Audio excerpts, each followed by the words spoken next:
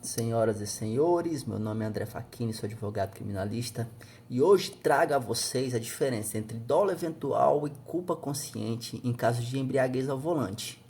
Você já parou para pensar se uma pessoa que dirige embriagada e causa um acidente fatal, ela deveria ser julgada por homicídio doloso ou culposo? Ou então, por que um motorista bêbado que mata alguém no trânsito muitas das vezes não fica preso? Como o direito penal brasileiro trata esse assunto?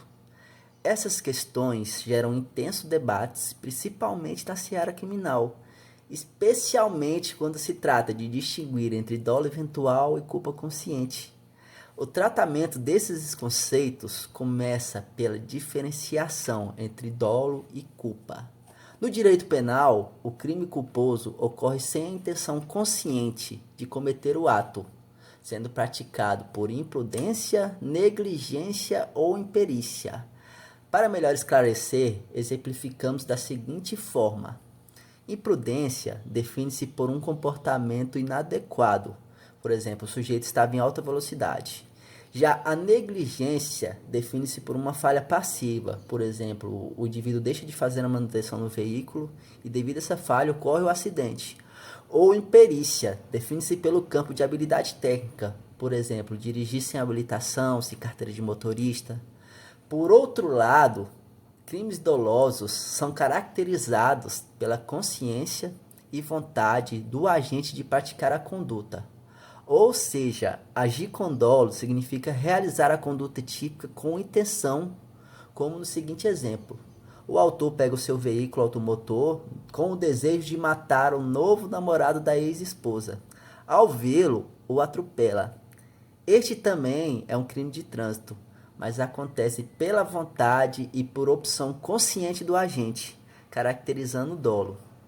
No caso de homicídio culposo, o agente será julgado pelo Código de Trânsito Brasileiro com penas de detenção de 2 a 4 anos. Mas, neste exemplo citado, no caso de homicídio doloso, o agente causador ele pode sofrer pena de prisão de até 40 anos. Daí surge uma problemática entre a diferença de dolo eventual versus culpa consciente. Embora seja uma distinção teoricamente plausível, mas na prática criminal, essa diferença é muito complexa e difícil de ser comprovada. Porque, na realidade, depende do que consigam provar daquilo que ocorreu na cabeça do autor da infração penal, se ele quis ou não assumir esse risco. No dolo eventual, o agente prevê o resultado, acredita que pode acontecer e não se importa, aceitando a possibilidade de causar o resultado típico, ou seja, o crime. Esse comportamento é equiparado ao dolo normal, mesmo sem o desejo de causar o resultado, ou seja, conforme o homicídio doloso naquele exemplo que nós citamos acima.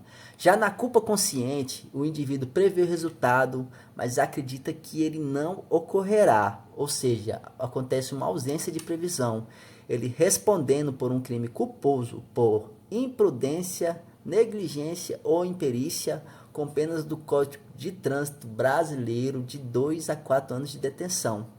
Percebe-se que o tratamento para essas situações são extremamente distintos em relação às duas possibilidades. No dolo eventual, a pena pode ser de até 40 anos, com possibilidade de prisão preventiva, ou seja, por enquanto que ele responder o processo, ele vai estar preso, ou então definitiva, né? Mesmo que os réus sejam primários e não tenham praticado crime algum. Já no crime culposo, a pena será de detenção, mesmo que a pessoa vier a ser condenada futuramente e não corre o risco dela ser presa preventivamente, ou seja, o maior risco dela seria de pegar um regime semiaberto. O grande problema e o ponto relevante desse vídeo, eles residem na questão da embriaguez, que cria uma fina linha de separação entre o dolo eventual e a culpa consciente, ou seja, como distinguir entre eles. Na prática criminal, o primeiro passo é entender a mentalidade do agente. Considere o seguinte exemplo: um agente embriagado dirigindo um veículo causa um acidente.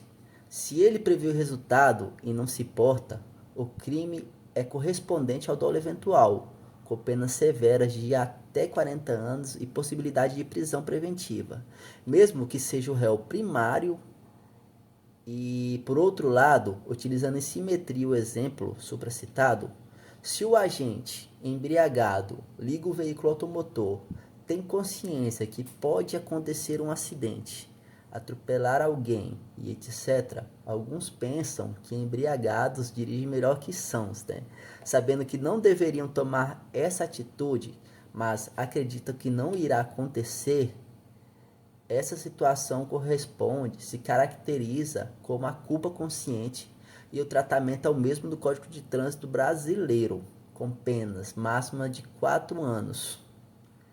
Por essas razões, muitos infratores de trânsito não são presos preventivamente e podem obter fiança na delegacia, pois crimes de trânsito geralmente são considerados culposos.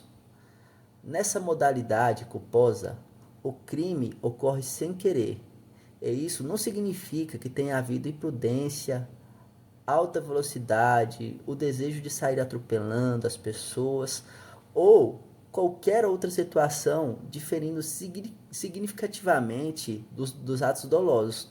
E por isso o tratamento legal é diferente. Posto isto, a maioria das pessoas que cometem crime de trânsito acabam não sendo presas. Espero que gostem do conteúdo e que eu tenha esclarecido sua dúvida. Fica o meu abraço e até mais.